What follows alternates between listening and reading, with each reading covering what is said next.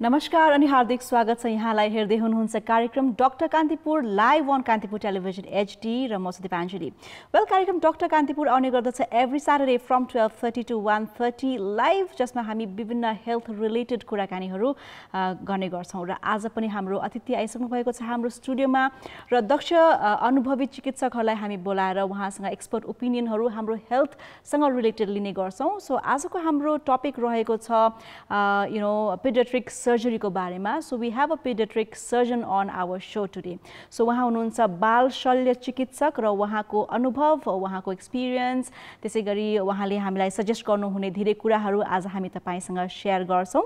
So not only that, तपाईले हामीलाई यो कार्यक्रममा प्रत्यक्ष कल पनि गर्न सक्नुहुन्छ। तपाईको पनि घरमा सासाना बालबालिकाहरू हुनुहुन्छ र उहाँलाई केही हेल्थ इश्यूजहरू रहेको छ, स्पेशली सर्जिकल रिलेटेड केही प्रब्लम्सहरू रहेको छ भने वेल यु क्यान कल अस। हामीलाई फोन गर्ने नम्बर्स रहेको छ 5192-002 एन्ड 5192-003 मा। सो आजको हाम्रो गेस्टको बारेमा कुरा गर्नु पर्दाखेरि आजको हाम्रो गेस्ट हुनुहुन्छ डाक्टर दिनेश प्रसाद कोइराला जी, एन्ड उहाँ हुनुहुन्छ pediatric surgeon from teaching hospital. So उहाँलाई कार्यक्रममा निम्त्याउनु भन्दा अगाडि we have prepared a profile video on him. So let's have a look at that. त्यसपछि हामी उहाँलाई कार्यक्रममा स्वागत गर्ने छौं. So let's have a look. Doctor Dinesh Koirala, वहाँ नेपालका चिर परिचित एवं नेपालमा पेडियाट्रिक सर्जरीमा अग्रणी भूमिका खेल्दै आएका कन्सल्टेन्ट पेडियाट्रिक सर्जन हुनुहुन्छ। वहाँको जन्म कास्की जिल्लाको पोखरामा भएको हो। सन् 2017 मा बंगलादेशबाट उहाँले पेडियाट्रिक सर्जरीमा स्नातक तहको अध्ययन पूरा गर्नुभयो। आफ्नो शैक्षिक यात्रामा उहाँले धेरै सफलताहरू हासिल गर्दै आउनु भएको छ। हाल उहाँ त्रिवी शिक्षण अस्पतालमा पेडियाट्रिक सर्जरी विभागमा फ्याकल्टी मेम्बरको रूपमा कार्यरत हुनुहुन्छ, जुन एसियाकै एक चर्चित संस्थान पनि रहेको छ। डाक्टर कोइराला नेपालमा पेडियाट्रिक सर्जनमा उमेरले कान्छो भए पनि उहाँको काम प्रतिको लगन दृढताले गर्दा यस क्षेत्रमा अनि बिरामीहरू बीच पनि निकै लोकप्रिय हुनुहुन्छ। देशमा अहिले पनि पेडियाट्रिक सर्जरी सुरुवाती अवस्था जस्तै देखिएको अवस्थामा पनि विभिन्न चुनौतीहरू सामना गर्नु परे पनि उहाँको कड़ा मेहनत अनि आत्मविश्वासले धेरै जना बिरामीहरूको अवस्थालाई निको पारिदिनु भएको छ। कोभिड-19 को सुरुवाती दिनहरूमा विभिन्न अस्पतालहरूले उपचार गर्न नसकेको भन्दै फर्काइएका बिरामीहरूलाई समेत उहाँले जोखिम मोल लिएर उपचार दिनु भएको छ।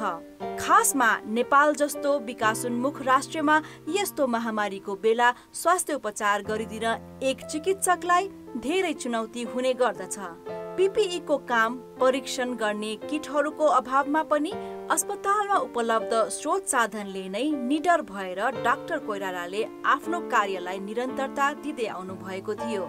उहाँले कोभिड-19 को सुरुवाती 3 महिना भित्र विभिन्न केसका धेरैवटा सर्जरीहरू जस्तै intestinal परफोरेशन्स, pyloric stenosis, plural infusions गर्नु भएको थियो। यस्तो अवस्थामा पनि उहाँले बिरामीहरूको सेवा गर्नुपर्छ भन्ने अठोट लिँदै निरन्तर अघि बढ्दै आउनु भएको छ।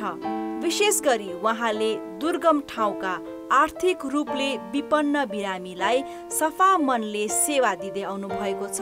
उहाँले भविष्यमा गैर नाफामूलक बाल अस्पताल खोल्ने लक्ष्य लिनु भएको छ, जुन अस्पतालबाट निस्वार्थ रूपले आवश्यक बालबालिकाको सेवा गर्ने सोच राख्नु भएको छ। हामी पनि उहाँका आगामी दिनका योजनाहरू सबै सफल होस् भन्ने कामना गर्दछौँ। आजको हाम्रो अतिथि त्रिभुवन विश्वविद्यालय शिक्षण अस्पतालका पेडियाट्रिक सर्जरी विभागमा कार्यरत डाक्टर दिनेश कोइराला हुनुहुन्छ। हजुर, आजको हाम्रो अतिथि डाक्टर दिनेश कोइराला ज्यू हाम्रो स्टुडियोमा आइसक्नु भएको छ। उहाँलाई स्वागत गरौँ। डाक्टर साहब वेलकम, स्वागत छ यहाँ। धन्यवाद। सो यहाँको जुन प्रोफाइल हामीले हेऱ्यौँ यङ भए तापनि निकै इन्थुजियास्टिक हुनुहुन्छ यहाँ होइन। सो अब आजको हाम्रो टपिक रहेको छ पिडियाट्रिक सर्जरी। यसमा पनि सासाना बालबालिकाहरूको सर्जरीको बारेमा नै कुरा हुन्छ, तर त्यसमा पनि सबैभन्दा फर्स्टमा कुरा आउँछ स्ट्रक्चरल बर्थ डिफेक्टको होइन।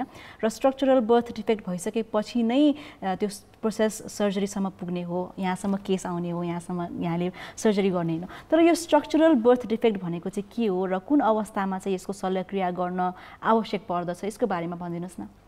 धन्यवाद। वास्तवमा एकदम राम्रो क्वेसन हजुरले सोध्नुभयो एकदम पिडियाट्रिक सर्जनलाई, किनभने अरू सर्जनहरूले नै गर्नुहुन्छ, तर स्ट्रक्चरल बर्थ डिफेक्टको सर्जरी भनेको मोस्टली पिडियाट्रिक सर्जन हामीले नै गर्छौँ। अब हामीले डिफेक्ट हेर्दाखेरि फिजियोलोजिकल र स्ट्रक्चरल डिफेक्ट गरेर दुईवटा क्याटेगोराइज गर्छौँ। फिजियोलोजिकल भनेको पिडियाट्रिसियन्सहरूले पनि हेर्नुहुन्छ, तर स्ट्रक्चरल भनेको चाहिँ मोस्टली सर्जन्सहरूले नै हेर्छन्। अब त्यो स्ट्रक्चरल डिफेक्ट भनेको वेन बच्चा जब आमाको गोदमा हुन्छ तबदेखि नै सुरु हुनसक्छ। जस्तै थोट काटेको हुनसक्छ, उसको गलामा ठुल्ठुला स्वेलिङ्सहरू हुनसक्छ, माइलोमेनिङ्गेसिलहरू हुनसक्छ, पेटका आन्द्राका समस्याहरू हुनसक्छ। ती पेटमा नै हुन्छन् र कहीँ राम्रो अल्ट्रासाउन्ड अथवा सोनोलोजिस्ट हुनुभयो भने एन्टिनेटली नै डायग्नोस हुन्छ। त्यसपछि त्यहाँ अब नेपालको धेरै ठाउँमा त्यस्तो सोनोलोजिस्टहरू पाइँदैन। त्यस्तो पछि बच्चाहरू जन्मिएपछि जुन डिफेक्टहरू देखिन्छ हामीले त्यसलाई नै डिल गर्छौँ। अब जस्तै उदाहरणको लागि कहिलेकाहीँ दिशा गर्ने ठाउँ नै हुँदैन। दिशा गर्ने ठाउँ नभएपछि कहिलेकाहीँ के हुन्छ, गाउँमा बच्चा जन्मिन्छ, सबै खुसी हुनुहुन्छ, 1-2 दिनसम्म ठिकै हुन्छ, तर 3 दिनदेखि उसको पेट फुल्न थाल्छ, उसलाई भमिट हुन थाल्छ। अब अलि जान्ने बुझ्ने मान्छे हुनुहुन्न रहेछ भने दिशा गरेको नगरेको कुरा याद गर्नुहुन्छ। गर्नु भएन भने चाहिँ त्यो पेट फुल्ने भोमिटिङ भएपछि बल्ल उहाँहरू हस्पिटल आउनुहुन्छ। हस्पिटल आएपछि अनि हामीसँग उहाँहरू एप्रोच गर्नुहुन्छ। अब त्यो एप्रोच गर्ने बेला समय बितिसकेको हुन्छ। जस्तै राम्रोसँग बुझ्नुभयो, सबैले स्ट्रक्चरल डिफेक्टको बारेमा बुझ्नुभयो भने उहाँहरू हामीसँग चाँडै आउनुभयो भने हामीले चाँडै उपचार दिन सक्छौँ। त्यो एउटा डिफेक्ट भयो। अर्को जस्तै कहिलेकाहीँ पिसाब गर्ने ठाउँै हुँदैन अथवा पिसाब गर्ने ठाउँ सानो भएर बसेको हुन्छ, उहाँहरूलाई पहिला थाहा हुँदैन, पछि पिसाब गर्ने ठाउँ नदेखेपछि अथवा दिशा र पिसाब गर्ने ठाउँ सँगै जोडिएर आएको अवस्थामा पनि हामीसँग आउँछौँ। तर हामीसँग आउँदाखेरि उहाँहरू अलिक ढिलो भइसकेको अवस्था हुनसक्छ। अनि त्यस्तो बेलामा हामीलाई अलिकति गाह्रो हुन्छ।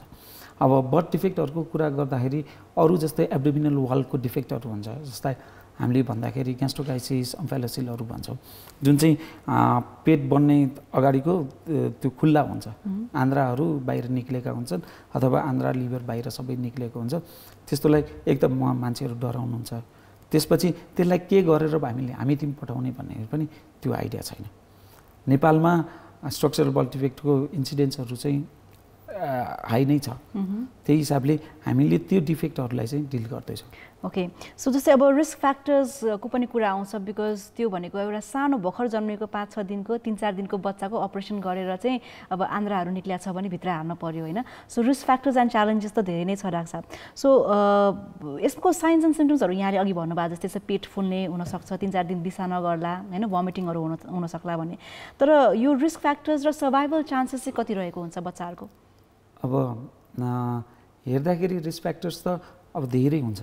एउटा कन्जेनाइटल हेरिडिटरी पनि हुन्छ, एउटा इन्भाइरोमेन्टल फ्याक्टर्सहरू पनि हुन्छ। अब यो सम्बन्धी धेरै स्टडिजहरू भएको छ, तर एक्ज्याक्ट के कज भन्ने धेरैलाई थाहा छैन। सबैले स्कुल अफ थट्स अथवा हाइपोथेसिस दिने हो र त्यो हिसाबले चाहिँ यस्तो हुनसक्छ भनेर एजम्सन गर्ने हो। अब हेर्दाखेरि उनीहरू जुन साइन एन्ड सिम्टम्स लिएर हामीसँग प्रेजेन्ट गर्छन् त्यतिन्जेलसम्म डिले भइसकेको हुन्छ।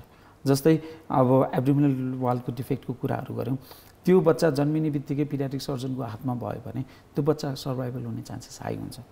तर हामीसँग आउँदाखेरि त्यो आन्द्रालाई एउटा राम्रो प्लास्टिकले रोल गरेर राख्ने, त्यसलाई आइभी लाइन दिने, एन्टिबायोटिक दिने र पिडियाट्रिक सर्जन भएको ठाउँमा पठाउन सक्यो भने चाहिँ त्यसको आउटकम राम्रो हुन्छ। तर हामीसँग आइसक्दाखेरि आन्द्रा कुहिसकेको हुने, अब बच्चालाई भोमिट भएर एस्पिरेसन भइसकेको हुने, निमोनिया भएर ल्याउने, अनि सकको अवस्थामा आउने। अब पेट फुटेछ, जन्मेको छ, अलिअलि पेट फुट्यो भनेर कतिपय मान्छेहरूले त्यो कालो तातो भाँडाले सेक्ने चलन पनि छ हामीसँग आउँदाखेरि। त्यतिन्जेल छ आन्द्रा फुटेर त्यो सबै इन्फेक्सन सबै फैलिसकेको हुन्छ। अब त्यस्तो अवस्थाको बच्चाहरूको आउटकम चाहिँ अलि नराम्रो हुन्छ। नत्र एक्ज्याक्ट पिडियाट्रिक सर्जनसँग यदि बर्थ डिफेक्टहरू पुग्यो भने चाहिँ अहिले हाम्रो स्टडिज र अहिले हामीले गर्न खोजेको हेर्दा आउटकमहरू निकै राम्रो भएको छ। ओके डाक्टर साहब, सो अब पछिल्लो समयमा यो हाम्रो जस्तै कोभिड-19ले चाहिँ पुरा विश्वव्यापी रूपमा नै एउटा डर त्रास र हेल्थमा चाहिँ एकदमै ठुलो चुनौती आएको छ डाक्टर साहब होइन। सो कोभिड-19 को सुरुवाती समयमा पनि यहाँले अब एज अ पिडियाट्रिक सर्जन धेरै केसेसहरू आफैले ह्यान्डल गर्नुभएको छ होइन, र त्यो पनि सुरुवाती टाइममा सासाना बच्चाहरूको केसेसहरू गर्नुभएको छ जुन चाहिँ बालबालिकाहरू पोजिटिभ नै थिए। र अर्को कुरा चाहिँ एउटा इन्ट्रेस्टिङ कुरा के हुनसक्छ भने जुन आजको टपिक हामी डिस्कस गर्दैछौँ कोभिड-19 को केस स्पेसली बच्चाहरूमा होइन पोजिटिभ केसेस, सायद यो त्यति मिडियामा आएको पनि छैन। हामी यतिजना सङ्क्रमण भयौँ, दिनमा यतिजना सङ्क्रमित भयो भन्छौँ, निको भयो पनि भन्छौँ, तर त्यसमा कति पर्सेन्ट बालबालिकाहरू थिए त भन्ने पनि एउटा प्रमुख प्रश्न उठ्न सक्छ होइन डाक्टर साहब। सो यसको बारेमा भनिदिनुहोस् न, बिकज आई थिङ्क यो चाहिँ एकदमै रिलेभेन्ट टपिक मलाई लागेको थियो, मैले डिस्कस पनि गरेको थिएँ यहाँसँग होइन। बालबालिकाको जुन पोजिटिभ केसेसहरू हुन्छ नि, यहाँले अब जुन सर्जरी गर्नुभयो टिचिङ हस्पिटलमा, यसको एक्सपिरियन्सको बारेमा भनिदिनुहोस् न हामीलाई।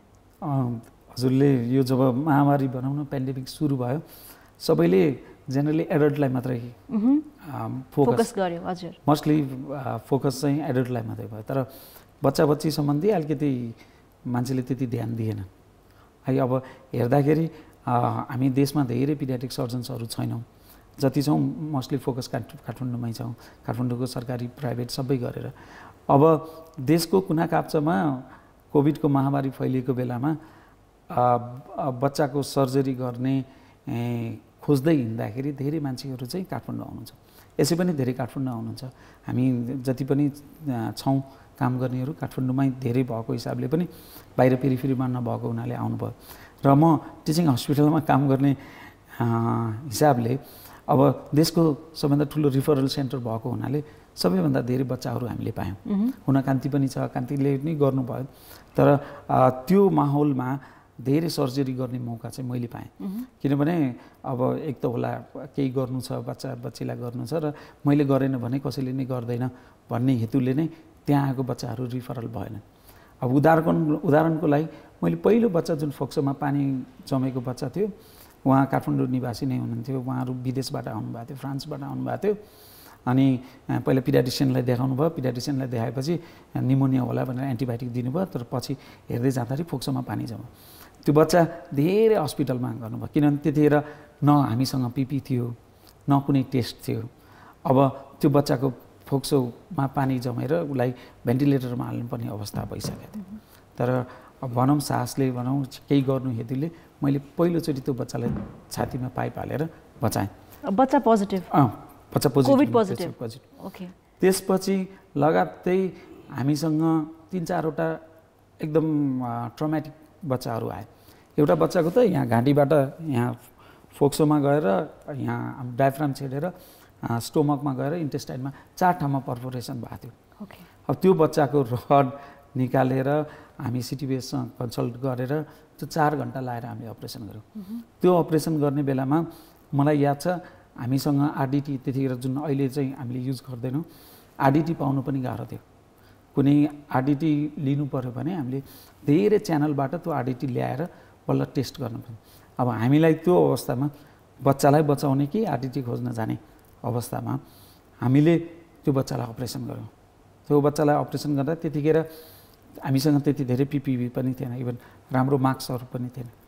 जे स्रोत साधन छ त्यो लाएर हामीले त्यसलाई अपरेसन गऱ्यौँ, त्यसलाई बच्चा पठाएर गऱ्यौँ। अर्को टोखाको एउटा बच्चा दराज झरेर 4 वर्षको बच्चा, यो त सिसा ठ्याक्क पिसाबको थैलीको अगाडि गएर बसाएको थियो।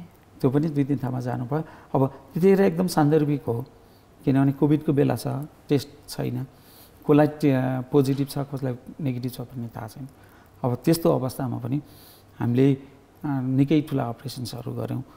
आन्द्रा फुटेको मैले हजुरलाई सेयर गरेको थिएँ, दाङबाट आउने 4वटा हस्पिटलमा आउँदाखेरि भर्खरै जन्मेको बच्चा 2-3 दिनमा अपरेसन गर्नु, हामीसँग आउँदाखेरि 9 दिन भइसकेको थियो। त्यो बच्चाको कहाँबाट टेस्ट खोज्नु, कहाँ गर्ने, हामी सबै टिम मिलेर एनेस्थेसिया हामी सबै मिलेर त्यसलाई अपरेसन गऱ्यौँ, दिशा गर्ने ठाउँ बनाएर बचाएर पठायौँ।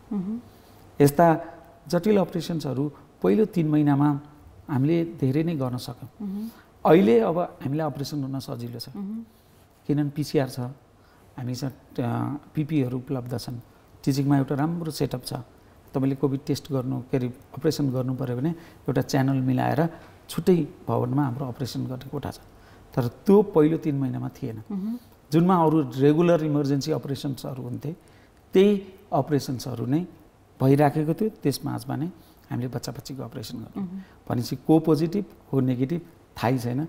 भनौँ कसैलाई राम्रो गर्नलाई हामीले रिस्क लिनै पर्ने थियो पक्कै पनि। सो आई थिङ्क डक्टरको सबैभन्दा फर्स्ट दायित्व नै पेसेन्टलाई सेभ गर्ने नै हुन्छ कुनै पनि हालतमा होइन, त्यो प्रयासरत हुन्छौँ हामी। सो अब जस्तै बच्चाहरूको पोजिटिभ केसको कुरा आइरहेको छ होइन, सायद यो कुरा हामीले अघि पनि भन्यो भने मिडियामा त्यति आएको पनि छैन, तर भर्खर जन्मेको 5 दिनको 9 दिनको बच्चाहरू पनि पोजिटिभ हुन्छ जबकि आमा चाहिँ नेगेटिभ भइरहेको हुन्छ होइन।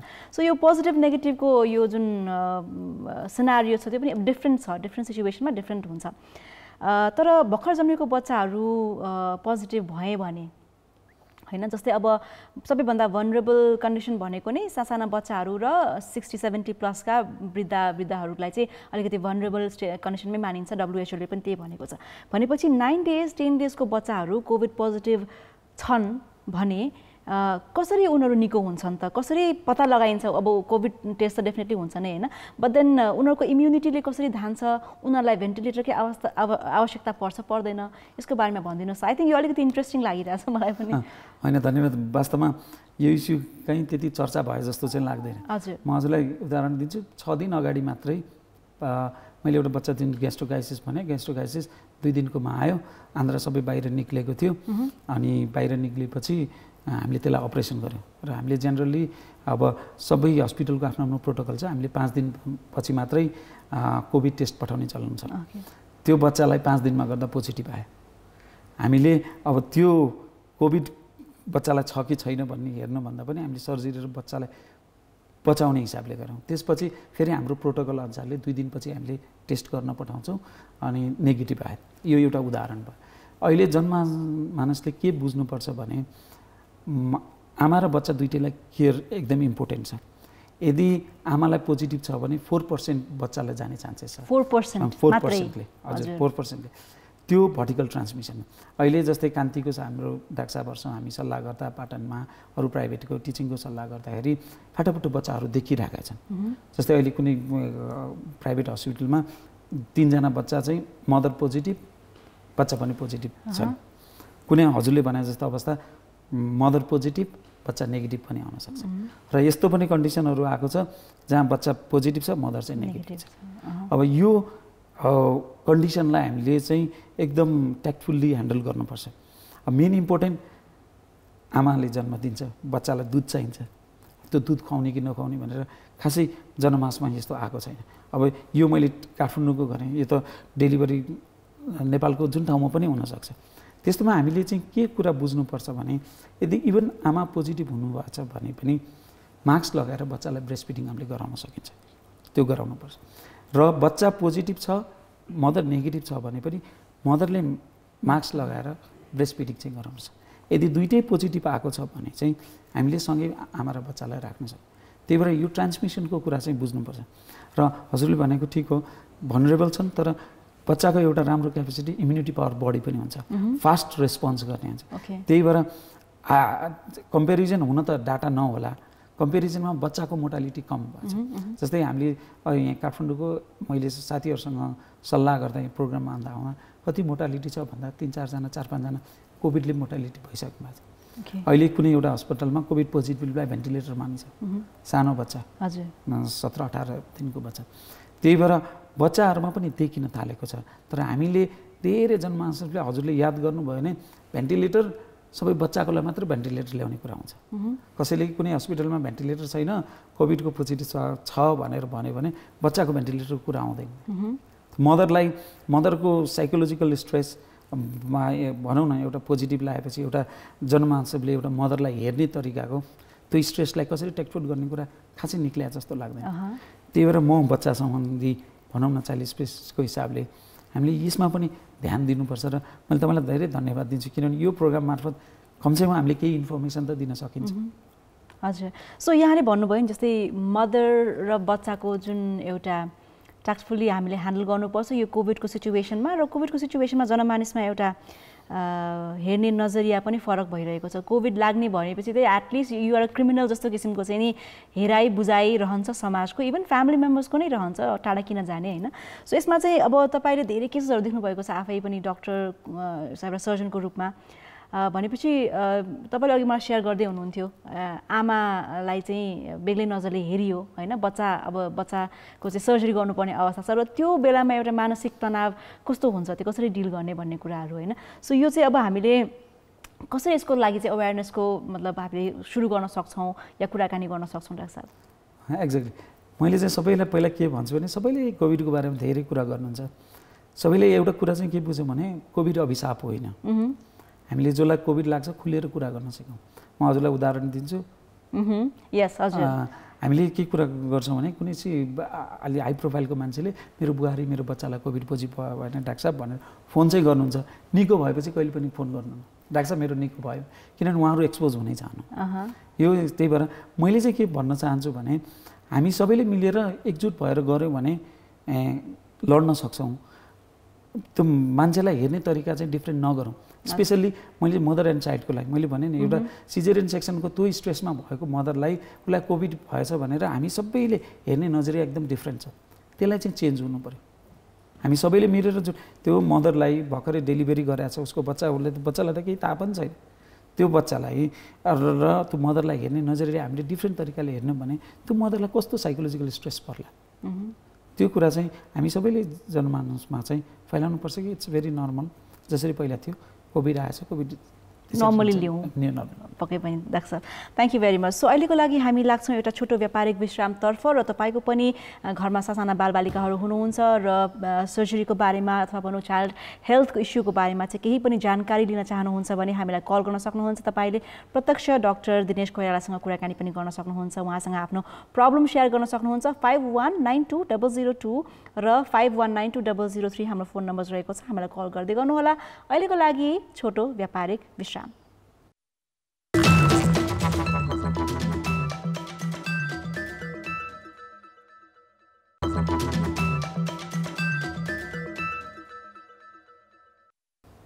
Welcome back. हेर्दै हुनुहुन्छ कार्यक्रम डाक्टर कान्तिपुर टेलिभिजन एचडीबाट र हामी आज कुराकानी गर्दैछौँ pediatric surgeon doctor Dinesh Koirala ज्यूसँग। सो तपाईँ पनि आफ्नो घरमा बालबालिकाहरूसँग रिलेटेड केही पनि हेल्थ इस्युको बारेमा डिस्कस गर्न चाहनुहुन्छ भने हामीलाई तपाईँले कल गर्न सक्नुहुन्छ 51920002 र 51920003 मा। So well in the meantime हामी फोन को प्रतीक्षामा छौँ, कल गर्दै गर्नुहोला।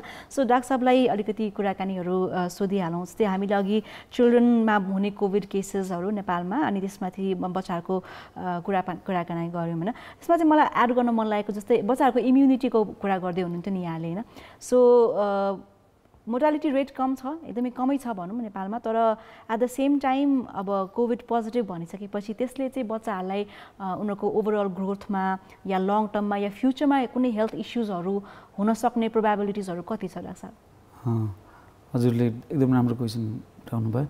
अब अहिलेसम्म त स्टडी भएको छैन, अब इभन एडल्टहरूमा पनि स्टडी हुँदैछ। कोभिड भाइरस लागेको मान्छेहरूको न्युरोलोजिकल के ग्रेडिङहरू निकाल्न थाल्नु भएको छ, लङ्समा फाइब्रोसिसहरूको कुरा निकाल्नु भएको छ। अब बच्चामा त यदि एडल्टमा त्यति इफेक्ट गर्छ भने डेफिनेटली त्यो असर चाहिँ गर्छ, किनभने भाइरसले कहाँ कति असर गर्छ भनेर अहिलेसम्म डिटेलमा थाहा छैन, किनभने भाइरसकै पुरै डिटेल हामीलाई थाहा छैन भनेपछि त्यसले शरीरको कुन कुन भागलाई असर गर्छ भनेर चाहिँ अहिले किटान गरेर भन्न त सकिँदैन। तर हेर्दा भाइरसले अहिले सबैभन्दा धेरै इफेक्ट गरेको लङ्सलाई देखेको छ। लङ्समा अब बच्चाको लङ्सलाई भाइरस लगाइसकेपछि फाइब्रोसिस हुने डेफिनेटली त्यसको ग्रोथसँगै त्यो लङ्सलाई असर गर्छ होला, प्लस पछि स्टडिजहरू आउँछ होला न्युरोलोजिकल इफेक्ट चाहिँ गर्छ। ओके डाक्टर साहब। सो अब सासाना बालबालिकाहरू जस्तै अब भर्खरै जन्मेको 3 दिन 4 दिनमा पोजिटिभ देखिने हैन त्यस्ता बच्चाहरूलाई चाहिँ निको हुन कति समय लाग्छ जस्तै ठुलो मान्छेहरुमा 14 डेजसम्ममा अब आइसोलेसन भइसकेपछि उहाँहरु 14 डेज पछि धेरैजना नेगेटिभ भएर चाहिँ रिकभरी डाटाहरु छ भनेपछि सासाना बच्चाहरुको चाहिँ कस्तो रहेको छ हामीले हेर्दाखेरि चाहिँ अब हुन प्रोटोकल कान्ति टिचिङको अलिअलि फरक छ कान्तिले चाहिँ के गर्छ भने 48 आवर्स पछि अब कुनै बच्चा बाहिरबाट आयो भने 48 आवर्स पछि पीसीआर गराउँछ हामीले चाहिँ 5 डेज पछि मात्रै गराउँछौं 5 दिनमा गराउँछौं 5 दिनमा यदि सिम्पटम्स देखियो अथवा पोजिटिभ आयो भने पनि फेरि 48 आवर्स पछि रिपिट गर्छौं रिपिट गरेर 48 आवर्स पछि रिपिट गरेर नेगेटिभ देखियो भने चाहिँ हामीले त्यसलाई होम आइसोलेसन अथवा वार्डमा सार्छौं नत्र त्यो पोजिटिभिटी देखिराख्यो भने चाहिँ हामीले छुट्टै आइसोलेसनमै राखिराखेका छौं र हेर्दाखेरि अहिले सबै हस्पिटलको साथीहरुसँग गफ गर्दाखेरि हेर्दाखेरि 9-10 दिनसम्म चाहिँ सिम्पटोमेटिक भएकै छ जस्तै अब कसैलाई एडल्टमा पनि 21 दिनमा मात्रै नेगेटिभ टेस्ट आएको छ भने हाम्रो हेर्दा बच्चाहरुमा 10-12 दिनपछि चाहिँ जनरली नेगेटिभ आएको केसेसहरु चाहिँ छ सो सासाना बच्चाहरु पनि एसिम्प्टोमेटिक हुन्छन् त जनरली त्यही भएर हामीले 5 डेज छ 5 डेज छ हामीले खासै गर्दैनौं किनभने त्यो मदरको एन्टिबडीजले त्यसलाई इफेक्ट गरिरहेको हुन्छ भनेर हामीले 5 डेजसँग गर्दैनौं सिम्पटोमेटिक छ मदर नि छ उनी छ हामी डेफिनेटली गर्छौं नत्र 5 डेजसम्म वेट गरेपछि बल्ल हामीले टेस्ट गर्छौं ओके सो डाक्टर साहब आई थिंक टेलिफोन लाइनमा कोही कलर आइसक्नु भएको छ उहाँको हेल्थ इश्यू लिएर लेट्स वेलकम को हुनुहुन्छ कहाँबाट हेलो हजुर हजुर नमस्कार हजुर हजुर नमस्कार हजुर को बोल्नु भयो म राजकुमार सुवेदी पोखराबाट हजुर राजकुमार जी हजुर कहाँबाट बोल्दै हुनुहुन्छ पोखराबाट सो राजकुमार जी हजुरको क्वेशन के रहेको छ आजको हाम्रो डाक्टर साहबसँग हामी डाक्टर दिनेश कोइरालासँग कुराकानी गर्दैछौँ उहाँ पिडियाट्रिक सर्जन हुनुहुन्छ हजुर हजुर के क्वेशन रहेको छ मैले यो अब अहिले बालबालिकाको सन्दर्भमा स्वास्थ्यकै लागि सोच्दाखेरि अहिले स्कुलमा पनि कहिले सरकारले स्कुल पढाऊ भन्छ अनि कहिले अब कोभिडलाई बचाउनको लागि अलिकति के यो बेसार पानी खाऊ भन्छन् तर पीसीआर चेक गर्ने कुनै तरिका छैन अब सबै अभिभावकहरू पनि त्यसै अनियन्त्रित छाडा हिँडिरहनु भएको छ कसैले पनि यो विषयमा राम्रोसँग सोचे जस्तो लाग्दैन र यस्तो अवस्थामा बालबालिकाहरूलाई जोखिममा राखेर सरकारले पनि किन यसरी अनियन्त्रित भएको होला र उहाँहरूको बालबालिकाको लागि गर्नु जुन चाहिँ हामीले सुरक्षात्मक वातावरण बनाउनु पर्थ्यो न वडा कार्यालयमा न नगरपालिकामा कहीँ पनि देखिन्न केटाकेटीहरू छाडा रूपमा बाटोमा खेलिरहेका हुन्छन् उनीहरूको अब कुनै वास्ता गरिएको हुँदैन यसलाई उहाँले आफ्नो पेशागत रूपबाट उहाँले चिकित्सकको हैसियतले भन्नुपर्दा शारीरिक स्वास्थ्य लगायत सरकारको लागि उहाँले केही एउटा भनौँ न नीति अथवा सल्लाह उहाँबाट केही पाउनु पाए समाजमा अलिकति राम्रो खालको मेसेज भन्ने आशा राख्छु हजुर thank you so much Rajkumar ji हजुरको प्रश्नको लागि कार्यक्रम हेर्दै गर्नु होला धन्यवाद हजुर सो पोखराबाट राजकुमार जी हुनुहुन्थ्यो र अब एउटा चिकित्सकको हैसियतले हैन बालबालिकाहरू जुन हिसाबले अहिले घुमिरहेछन् फिरिरहेछन् र सरकारी तौरबाट पनि त्यति हेल्थ इस्युलाई चाहिँ सेन्सिटिभ इस्युलाई पनि नजरअन्दाज गरेको फिल गर्नु भएको छ उहाँले भनेपछि के सजेसन दिनुहुन्छ के एडभाइस दिनुहुन्छ धन्यवाद क्वेसनको लागि अब हुन त म त्यति लेभलमा पुगिसकेको छैन त्यो पोलिसी नीति बनाउने लेभलमा पुगेको छैन उहाँले सोधेको क्वेसन एकदमै राम्रो छ अभिभावकको कन्सर्न अभिभावक अब सरकारलाई दोष दिने भन्दा पनि पहिला हामी आफैले हेर्नुपर्छ भन्ने म विश्वास राख्छु किनभने मान्छेले हामीले देख्छौँ कि जेनरल मान्छेले पनि के गर्छन् भने मेरो पीसीआर नेगेटिभ भयो भने मार्क्स खोलेर हिँड्छन् तर मान्छेलाई थाहा छैन कि त्यो टेस्ट भनेको 63% मात्रै हो इभन 37% भनेको फल्स नेगेटिभ आउन पनि सक्छ त्यसलाई नजरअन्दाज गरेर मेरो त नेगेटिभ आयो भनेर खुल्ल्याम हिँड्ने त्यो मेसेज बच्चाहरूमा नि गयो जब हामी ठुलाबडाले हामी खुल्ल्याम हिँड्ने बानी गर्छौँ भने बच्चाले त्यो गर्न सक्दैन त्यही भएर सरकारले के गर्ला कसो गर्ला भन्ने हामी घरबाट हामी सबैले घरबाट निक्लेपछि हाम्रो बच्चालाई हामी मास्क लगाएर हिँड्न सक्छौँ हाम्रो जुन सोशल डिस्टेन्सिङको छ हामीले ह्यान्ड वासिङका कुराहरू हामी आफूले गर्नुपर्छ अब रह्यो स्कुलको कुरा मैले चाहिँ अहिले स्कुल खोल्न रिकमेन्ड चाहिँ गर्दिनँ किनभने अहिले जुन हिसाबले हाम्रो पहिलाको हिसाब र केस नम्बर बढ्दैछ त्यो हिसाबले अझै बढ्दो हिसाबले छ स्कुल बच्चा बच्ची जानु भनेको अब त्यहाँबाट नयाँ केसेसहरू धेरै आउने चान्सेस। त्यही भएर मेरो लेभलबाट चाहिँ म अहिले स्कुल खोल्ने चाहिँ म पक्कै पनि यो सजेसन चाहिँ दिनु हुँदैन। सो अहिलेको लागि आई थिङ्क अर्को पनि कल आउनुभएको छ टेलिफोन लाइनमा। सो उहाँलाई हामी स्वागत गर्छौँ। को हुनुहुन्छ कहाँबाट? हेलो हेलो नमस्कार हजुर। हजुर म वनस्थलीबाट मनिषा गुरुङ बोल्दैछु। हजुर वनस्थलीबाट मनिषाजी, हजुरको के प्रश्न रहेको छ? मेरो चाहिँ बाबु 4 महिना भयो डेलिभरी भएको सिजरियनबाट। हजुर अनि के हुन्छ भने चाहिँ उसको चाहिँ नाक चाहिँ सानोदेखि पहिल्यैदेखि नै कि स्टार्टिङदेखि नै बन्द भइरहेको थियो। अनि के अरे पिडियाट्रिसियनले चाहिँ ड्रप दिन्थ्यो कि, अनि त्यो ड्रप राखुन्जेल चाहिँ निको हुने, अनि फेरि त्यो ड्रप नराखेपछि फेरि बन्द हुन्छ कि। अनि त्यो नाक बन्द चाहिँ जहिले हुन्छ कि। अनि म अब अहिले हस्पिटल जानु डर लागेको भएर अनि तपाईँहरूलाई कल गरेको। ए ओके हजुर, नाक बन्द भइराख्ने, ड्रप हालुन्जेलसम्म खुल्छ, त्यसपछि फेरि बन्द भइहाल्छ नाक होइन? फेरि बन्द भइहाल्छ। अनि पसिना पनि एकदम बढी पसिना आउँछ कि उसलाई, एकदम स्वेटिङ हुन्छ पैतालामा, पुरै जिउमा एकदम पसिनाले कपडै भिज्छ कि। म राति 3-4 चोटि चेन्ज गरिराख्नुपर्छ। ओके बच्चा 4 मन्थ्सको भयो भन्नुभयो होइन यहाँले? हजुर अब यो 21 गतेले 4 मन्थ हुन्छ। ओके 3 मन्थ कम्प्लिट भएर 4 मा स्टार्ट हुन्छ। ठिकै छ हजुर, कार्यक्रम हेर्दै गर्नु होला। हजुर धन्यवाद फोन गर्नुभएकोमा मनिषाजी। सो उहाँको चाहिँ बच्चाको नाकमा चाहिँ ब्लकेज भन्नुभयो उहाँले। धन्यवाद। सायद यो एकदम कमन प्रब्लम हो 4 मन्थ्सको बेबीलाई नेजल ब्लक गर्ने। उहाँले धेरै नेजल ड्रप्सहरू राख्नु पर्दैन। सिम्पल घरमा मनतातो पानी सफा पानीले कटनले हालेर साफ गर्नुभयो भने हुन्छ। किनभने बच्चाको सास लिने ठाउँ दुइटै नजिक नजिक भएको हिसाबले अनि बच्चाले धेरै मुखले सास लिने रुँदाखेरि भन्नाले त्यो ब्लक हुने चान्सेस हुन्छ। त्यसले खासै आत्तिनु पर्दैन। धेरै ड्रप्सहरू हाल्नुभन्दा पनि आफूले क्लिन गर्यो भने त्यसले ठिक हुन्छ। अर्को जुन पसिनाको कुरा गर्नुभएको छ, पसिनाको कुरा चाहिँ अलिकति जटिल हुनसक्छ। कहिलेकाहीँ थाइरोइडको प्रब्लमले पनि हुनसक्छ, कहिलेकाहीँ कार्डियक समस्या पनि हुनसक्छ। 3-4 चोटि एक्सेसिभ भनौँ न पसिना आएर राति कपडा चेन्ज गर्नु भनेको त्यो चाहिँ राम्रो कुरा होइन।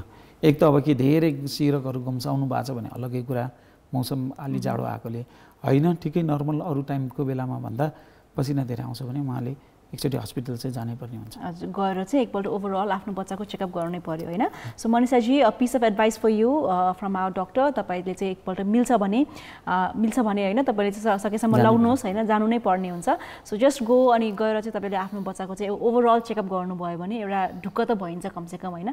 सो यो चाहिँ तपाईँले गराउनु होला। सो यस तपाईँको पनि अरू कुनै समस्याहरू रहेको छ, तपाईँको घरमा सासाना बालबच्चाहरू छन् र तपाईँ केही हेल्थ टिप्सहरू लिन चाहनुहुन्छ भने हामीलाई कल गर्न सक्नुहुन्छ 51920002 र 51920003 मा हामी कुराकानी गर्दैछौँ आज पिडियाट्रिक सर्जन डाक्टर दिनेश कोइरालाजीसँग। सो जस्तै अब फोन आउँदै गर्छ डाक्टर साहब, हामी फेरि अलिकति कन्भर्सेसनमा लागौँ। मलाई सोध्न मन लागेको अलिकति तपाईँको पर्सनल कुरा, what inspired you to become a pediatric surgeon? हुन्छ नि अब मेडिकल पढ्ने लाइनमा चाहिँ अब म पिडियाट्रिक सर्जनै बन्छु अथवा बच्चाहरूकै स्पेसलाइजमा चाहिँ एउटा बाल चिकित्सक नै बन्छु, शल्य चिकित्सक नै बन्छु भनेर चाहिँ के कुराले इन्सपायर गर्यो यहाँलाई? धन्यवाद। अब यो म भनौँ न चाइल्ड स्पेसलिस्ट अथवा बाल शल्य चिकित्सक बन्छु भनेर मैले MBBS पछि क्षणिक सोचेको चाहिँ होइन। मेरो ब्याकग्राउन्ड हेर्नुहुन्छ भने म सानैदेखि नै युनिसेफको प्रोग्राममा एकदम एक्टिभ।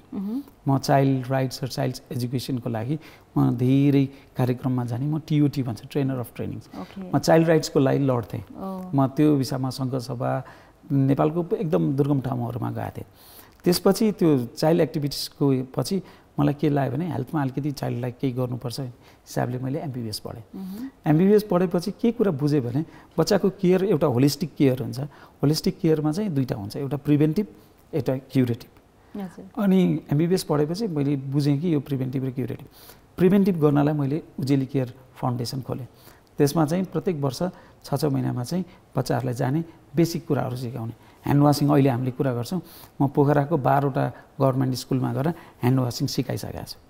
टुथब्रस कसरी गर्ने, डाइरिया भनेको के हो भन्ने प्रिभेन्टिभतिर लागेँ।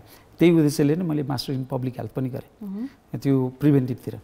त्यसपछि क्युरेटिभ गर्नलाई अब यो प्रिभेन्टिभ त भयो, क्युरेटिभ के गर्ने भनेर सोच्दा म जनकपुरमा पढ्दाखेरि डाक्टर सूर्यनारायण यादव भन्ने हुनुहुन्थ्यो, उहाँ लिडिङ पिडियाट्रिसियन, उहाँले दिनमा 100-150 जना बच्चाहरू हेर्नुहुन्छ, अहिले पनि हेर्नुहुन्छ उहाँले मलाई म उहाँसँग काम गर्ने मौका पाएँ। उहाँले मलाई के भन्नुहुन्थ्यो भने दिनेश त्यो 2010 को कुरा, नेपालमा पिडियाट्रिक सर्जन एकदम कम छन्, तिमीले पिडियाट्रिक सर्जरी पढ भनेर जहिले पनि इन्सपायर गर्यो। भनेपछि मेरो पहिलो ब्याकग्राउन्ड र पछिको एकाडेमिक ब्याकग्राउन्डले चाहिँ मलाई इन्फोर्स गरे कि म पिडियाट्रिक सर्जरी नै पढ्छु। अनि त्यसपछि बल्ल अब त्यतिखेर नेपालमा पिडियाट्रिक सर्जरी थिएन, म इन्डियामा गएर ट्राई गरेँ। इन्डियामा गएर ट्राई गर्दाखेरि त्यतिखेर कस्तो भने ठ्याक्क त्यही बेलामा पिडियाट्रिक सर्जरीको सिट बन्द भयो फरेन नेसनल। त्यसपछि अहिले म बङ्गलादेश गएर मैले पिडियाट्रिक सर्जरी पढेँ। सो बङ्गलादेशमा गएर तपाईँले पिडियाट्रिक सर्जरी पढ्नुभयो, आउनुभयो र अहिले हाम्रो देशमा तपाईँले सर्भ गर्नुभएको छ सासाना बालबालिकाहरूलाई पनि होइन। सो आई थिङ्क फेरि टेलिफोन लाइनमा कोही कलर आइसक्नु भएको छ, उहाँलाई स्वागत गरौँ। हेलो हेलो हजुर नमस्ते। नमस्कार हजुर, को बोल्नुभयो? म दिपक विश्वकर्मा माडीबाट चितवनबाट। हजुर दिपकजी, के समस्या रहेको छ यहाँको बच्चाको? मेरो छोरीको पेट दुख्दै बिहोस हुने, एकदम फेन्ट हुने, के होसमै नहुने, के समस्याले होला जानकारी पाइन्छ? हजुर कति वर्ष पुग्नुभयो छोरी तपाईँको? कहिलेदेखि यो समस्या हुन थाल्यो उहाँलाई? यो समस्या 2 वर्ष हुन लाग्यो, 16 वर्ष पुगेर 17 लाग्यो छोरी। ओके हजुर, 16 वर्ष पुगेर 17 वर्ष लाग्नुभयो अनि पेट दुखेर बिहोस हुनुहुन्छ उहाँ चाहिँ? हजुर बेला बेलामा यो 2 महिना 3 महिनामा त्यस्तो हुन्छ। ओके हजुर, हजुरको छोरीको महिनावारी भइसक्यो? हजुर भइसक्यो, महिनावारी भइसक्यो है। हजुर सो ठिकै छ, कार्यक्रम हेर्दै गर्नु होला दिपकजी है। हजुर हामी तपाईँको प्रश्नको उत्तर दिन्छौँ पक्कै पनि। सो डाक्टर साहब 16 पुगेर 17 लाग्नुभएछ, मेन्स्ट्रुएसन भइसकेछ, सो पेट एकदम एक्सट्रिम मात्रामा दुखेर चाहिँ बेला बेलामा फेन्ट हुनुहुँदो रहेछ। अब के हुनसक्छ उहाँको रिजन? मेबी अब एजको हिसाबले गर्दाखेरि पेट दुख्ने, पेटबाट फेन्ट भएर फेरि रिकभर हुने भनेको खासै पेटसँग त्यति रिलेटेड होइन। कहिलेकाहीँ मेन्स्ट्रुअल पिरियडले पनि पेनले पनि हुनसक्छ। अब त्यो हामीले रुल आउट गर्नुपर्छ। यदि पेटको केही समस्या थियो अथवा पेटमा केही अरू भनौँ न स्ट्रक्चरल डिफेक्टहरू थियो, त्यो भयो भने कन्टिन्युस नै त्यसले असर गर्ने हुन्छ। तर बेला बेलामा त्यो दुख्ने र फेन्ट हुने फेरि उठ्ने भनेको चाहिँ मेरो विचारमा एकचोटि साइकोलोजिकल समस्या पनि हुनसक्छ, किनभने यो एजको बच्चा बच्चीलाई साइकोलोजिकल समस्याहरू एकदम कमन हुन्छ। त्यही भएर what I would like to advise him is एकचोटि सकिन्छ भने भिडियो एक्सरे गराउने आफ्नो एनाटोमिकल हेर्नलाई, अनि अर्कोचोटि एकचोटि कुनै फिजिसियन पिडियाट्रिसियनलाई अथवा सकिन्छ भने साइकेट्रिक डाक्टरहरूलाई देखाउनु भयो भने चाहिँ राम्रो हुन्छ। एकचोटि कन्सल्ट चाहिँ उहाँले गर्नु पऱ्यो होइन। छोरीलाई लगेर चाहिँ यहाँले एउटा पहिला चाहिँ अल्ट्रासाउन्ड गराउनुहोस् र अल्ट्रासाउन्ड गरेपछि थाहा हुन्छ कि पेटभित्र साँच्चै कि केही छ या छैन भन्ने कुरा क्लियर हुन्छ, र त्यसपछि चाहिँ तपाईँले चाहिँ एउटा फिजिसियनका गएर ओभरअल चेकअप गराउनुहोस् र त्यसपछि चाहिँ साइकेट्रिकका लगेर पनि तपाईँले चाहिँ आफ्नो छोरीलाई देखाउन सक्नुहुन्छ। सो यो piece of advice from our doctor today. र अहिलेको लागि कार्यक्रम डाक्टर कान्तिपुरमा फेरि पनि छोटो व्यापारिक विश्राममा जाने बेला भइसकेको छ। हामी फर्केर आउने नै छौँ, हेर्दै गर्नुहोला।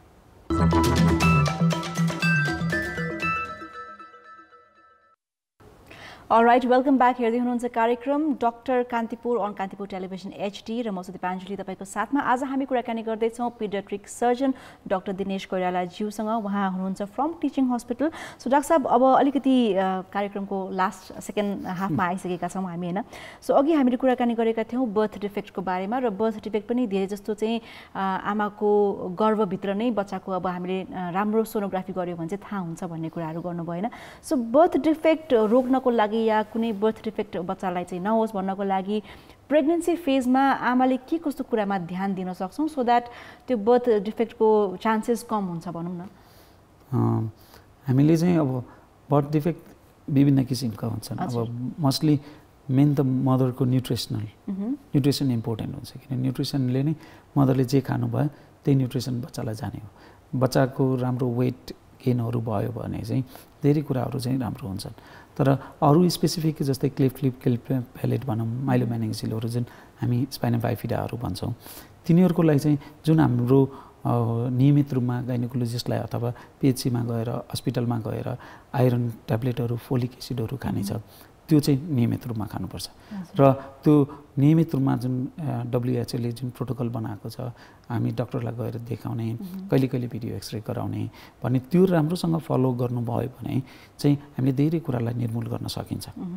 त्यसपछि पनि कुनै डिफेक्टहरू देखिएको छ भने कुनै डिफेक्टहरू देखिएको छ जुनलाई हामीले सर्जरी गरेर ठिक गर्न सकिन्छ भने हामी त्यस्तो सेन्टरमा जानु पर्यो जहाँ पिडियाट्रिक सर्जन्सहरू छन्। हैन भने मैले हजुरलाई भने हैन जुन ट्रान्सपोर्टेसनको प्रब्लमले गर्दा हामी धेरै बच्चाहरू गुमाइराखेका छौँ त्यो बच्चाहरू चाहिँ गुमाउनेबाट बच्छौँ। त्यतिमा ध्यान दिनुभयो भने चाहिँ हामीले यो स्ट्रक्चरल डिफेक्टहरूको लागि चाहिँ अलिकति कम गर्न सक्छौँ। पक्कै पनि। सो यो त अब हजुरकोबाट एउटा आइडिया मतलब टिप भयो, सजेसन भयो, जसरी हामीले चाहिँ नि बर्थ डिफेक्ट भएका छन् भने पनि बालबच्चालाई कसरी समयमा उनीहरूको चाहिँ ज्यान जोगाउने भन्ने कुराहरू भयो होइन। सो अब यहाँको करियरमा धेरै च्यालेन्जिङ केसेसहरू पनि आयो होला एज अ सर्जन, किनभने सानो सानो भर्खर दुई दिनको 3 दिनको बच्चाहरूलाई चाहिँ सर्जरी गर्न आफैमा एउटा जटिल कुरा हो होइन। हामी त कल्पना पनि गर्न सक्दैनौँ, इभन बिङ अ पेरेन्ट हामी कल्पना गर्न सक्दैनौँ। भनेपछि यहाँको करियरमा त्यस्तो कुनै च्यालेन्जिङ केस आएको छ अहिलेसम्म गर्नुभएको छ, फेस गर्नुभएको छ कि यो चाहिँ एकदमै च्यालेन्जिङ थियो या मैले सक्सेसफुली गरेँ अथवा गर्न पाइनँ भन्ने त्यस्तो केही छ यहाँलाई? त्यो चाहिँ अफकोर्स च्यालेन्जिङ त प्रत्येक केस नै च्यालेन्जिङ हुन्छ। कोभिडको बेलामा म एउटा सानो बच्चालाई अपरेसन गर्छु, मेरो घरमा 20 महिनाको बच्चा छ, त्यसपछि मेरो ड्याडी मम्मी हुनुहुन्छ जसलाई हाइपरटेन्सन डायबिटिज छ। त्यो एउटा हजुरले इमेजिन गर्न सक्नुहुन्छ। मैले नगरौँ त्यो बच्चा म गरौँ, मेरो दुधे बालक बच्चा घरमा छ, त्यसपछि ड्याडी मम्मी, त्यो फर्स्ट च्यालेन्जिङ हो। अब क्लिनिकल्ली हेर्ने हो भने चाहिँ सेकेन्ड च्यालेन्जिङ चाहिँ के भने अब म फादर पनि भएँ, एउटा हस्बेन्ड पनि भएँ, एउटा सोसियल काम पनि गर्छु, चिकित्सक पनि छु। त्यो सबै ब्यालेन्स गर्दाखेरि त्यो अर्को च्यालेन्जिङ भयो। अब सर्जरीको कुरा गर्ने भने मैले 2-3वटा केस चाहिँ राम्रो गराएको छु जुन चाहिँ मिडियाहरूमा पनि आएको थियो। इन्डियाको 4-5वटा हस्पिटलले गर्न नसकेको भन्दिनँ, गर्न नचाहेको केस चाहिँ यहीँ तराईको एकजना 5 वर्षको बालिका जसलाई ट्रकले हानेर यो सबै पछाडिको भाग सबै गएको अनि कुनै प्राइभेट हस्पिटलमा बसेपछि उहाँहरूले चाहिँ अब यो केही पनि हुँदैन, दिशा गर्ने ठाउँ र पिसाब गर्ने ठाउँ जोडिसकेका छ, यसलाई हामीले अपरेसन गर्न सकिँदैन भनेर उहाँहरू धेरै हस्पिटल घुम्नु, इभन इन्डियाको धेरै राम्रो राम्रो हस्पिटलमा जानुभयो र त्यहाँ उहाँहरूले त्यो गर्न खोज्नु भएन। मैले त्यो केस नेपालमा ल्याएर उहाँहरूलाई काउन्सिलिङ गरेर मैले त्यो केस सफल बनाएँ। मेरो त्यो भिडियोजहरू पनि आएको छ। त्यो मैले चान्स लिएँ, मैले कन्भिन्स गराउन सकेँ, लकले मलाई साथ दियो। त्यो नानीले यहाँबाट दिशा गरिरहेको थियो। उसको बाबाले के भन्थ्यो भने मैले कतिवटा खसी बोका चढाइसकेँ, म एउटा समाजमा जाँदाखेरि 5 वर्षको छोरी लिएर जाँदाखेरि दिशा गनाउँछ, मेरो छोरीसँग कोही पनि आउन सक्दैन भन्थ्यो। मैले उहाँलाई कन्भिन्स गरेर त्यो दिशा गर्ने ठाउँबाट नै दिशा गर्ने ठाउँ बनाइदिएँ र उसको जुन भलुवाहरू थियो, जुन मानसिक रास्ताहरू थियो, त्यो बाटोलाई मैले अलग्गै गरेँ र अहिले त्यो नानी 1-1.5 वर्ष भयो दिशा गर्ने ठाउँबाट दिशा गर्छ, पिसाब गर्ने ठाउँबाट पिसाब गर्छ। नर्मल लाइफ बाँच्न सफल हुन्छ, एकदम नर्मल। त्यो एउटा भयो। अर्को इन्ट्रेस्टिङ केस 15 वर्षको बच्ची भनौँ, ओखलढुङ्गाको एकजना हाम्रो सांसदज्यूकै भतिजी पर्ने, उहाँ नै धेरै ठाउँमा जुल्नुभयो। उसको चाहिँ पिसाब झरिराख्ने, स्कुल जाँदा पनि डाइपर 1-1 घन्टामा 2-2 घन्टामा गर्नुपर्ने। मैले उसलाई 3टा सिरियल अपरेसन गरेर अहिले मैले टोटल्ली कन्टिनेन्ट भन्दिनँ, तर त्यो डाइपर उसले आधी घन्टामा चेन्ज गर्ने डाइपरलाई मैले अहिले 5-5 घन्टामा चेन्ज गर्ने बनाइदिएको छु।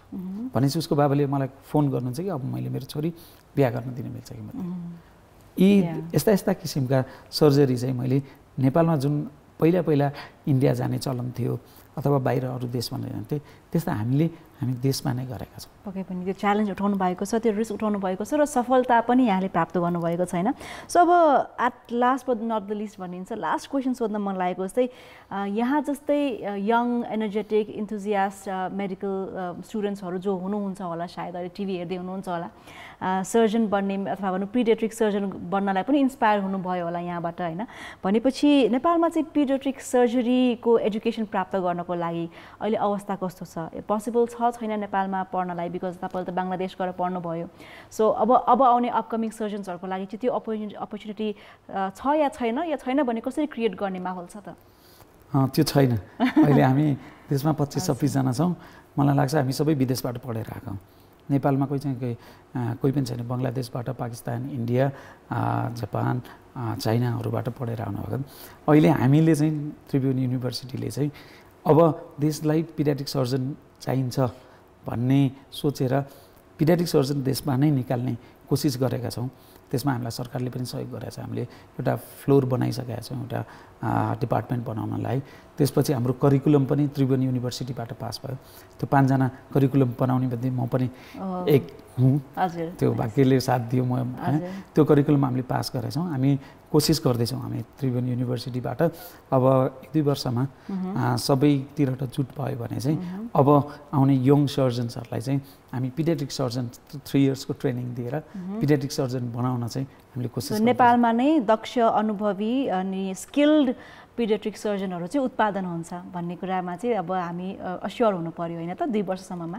आशा गरौँ, पक्कै पनि आशा गरौँ। सो डाक्टर साहब अब अर्को कुरा लास्ट है मलाई सोध्न मन लागेको जस्तै यहाँले चाहिँ अब आर्थिक रूपले विपन्न बालबालिकाहरूलाई एकदमै निस्वार्थ भावनाले सेवा दिनुहुन्छ। हस्पिटलमा पनि तपाईँको त्यो आफ्नो बेग्लै रेपुटेसन रहेको छ भनेपछि एकदमै भनौँ न आर्थिक रूपले विपन्न बच्चाहरूलाई नै किन टार्गेट गर्नुभयो र केही स्पेसिफिक रिजन छ? त्यो त अफकोर्स किनभने अब टिचिङ हस्पिटल म पहिला कान्तिमा काम गरेँ 1 वर्ष जस्तो। त्यसपछि टिचिङमा काम गर्न थालेको 3 वर्ष भयो। लगभग 4 वर्षकोमा मैले के देखेँ भने पैसा हुने जहाँ पनि जान्छ। हामीसँग कर्पोरेट हस्पिटल छ, मै कर्पोरेटमा काम गर्छु। तर विपन्नसँग पैसै छैन। पैसै छैन। त्यो पैसाको आर्थिकको कारणले गर्दाखेरि कतिपय रोगबाट बच्चाहरू मरिरहेका छन्। हामीले केही नभए पनि विपन्न परिवारलाई 1-2टा सहज तरिकाले अथवा आर्थिक सहयोग गरेर अपरेसन गर्यो भने त्यसको त लाइफ लङ राम्रो छ होइन। त्यो सोचेर खोइ मनदेखि मलाई चाहिँ पैसा हुने मान्छेलाई भन्दा पनि विभिन्न परिवारको बच्चालाई अपरेसन गरेर पठायो भने मलाई त्यसको खुसी अर्कै छ। मैले भने न कोभिड हुँदाखेरि फोन गर्नुहुन्छ मेरो बुहारी र उसलाई नाथे, तर कहिले पनि मेरो नेगेटिभ आयो धन्यवाद भनेर फोन गर्नु। तर त्यो विपन्न परिवारकोलाई मैले एउटा अपरेसन गर्ने उसले गाउँमा गएर मान्छ, उसले भन्छ त्यो गाउँको मेन पावर बढ्यो होइन। नभए त त्यसलाई डिसेबल भएर राख्यौँ, डिफेक्टिभ भएर राख्यौँ भने त भएन। त्यही भएर सबै पहिला मैले ब्याकग्राउन्डदेखि नै सानोदेखि नै काम गर्दै आएको हिसाबले चाहिँ मलाई चाहिँ कता कता भविष्यमा एउटा विभिन्न बालबालिकालाई हस्पिटल खोल्न सकेँ भने चाहिँ मेरो जीवन सार्थक हुन्छ कि जस्तो चाहिँ मलाई लाग्छ। सो पक्कै पनि एकदमै राम्रो सोच रहेको छ, इन्टेन्सन रहेको छ यहाँको होइन, जुन चाहिँ हामी आशा गर्छौँ र हामी चाहिँ विश गर्छौँ कि तपाईँले चाहिँ यो हस्पिटलको चाँडैभन्दा चाँडै खोल्नुहोस् र नेपाल जस्तो ठाउँमा जहाँ चाहिँ धेरै विपन्न भनौँ न आर्थिक रूपले विपन्न बालबालिकाहरूले चाहिँ यतिकै ज्यान गुमाउनु नपरोस् होइन। हाम्रो यही शुभकामना रहेको छ तपाईँलाई कि तपाईँको फ्युचर प्रोजेक्टको लागि चाहिँ तपाईँ सफल हुनुहोस् होइन। So thank you very much for being here. हाम्रो कार्यक्रममा आएर यति धेरै इन्फर्मेसन तपाईँले हामीसँग सेयर गरिदिनु भयो, त्यसको लागि धेरै धेरै धन्यवाद। धन्यवाद हजुरलाई पनि धेरै धेरै धन्यवाद मौका दिनुभयो। आई थिङ्क तपाईँको प्रोग्राम हामी डक्टर्सहरूको माझमा I think it is one of the best program. Thank you very much. Thank you for giving me such a privilege to be in your program. Thank you very much. So yes, कार्यक्रम doctor कान्तिपुरको समय आजको लागि यति नै। अर्को हप्ता यस्तै अर्को विषयमा अर्को टपिकमा हामी कुराकानी गर्न आउँछौँ नै। So yes Kantipur television HD हेर्दै गर्नुहोला। अहिलेको लागि नमस्कार।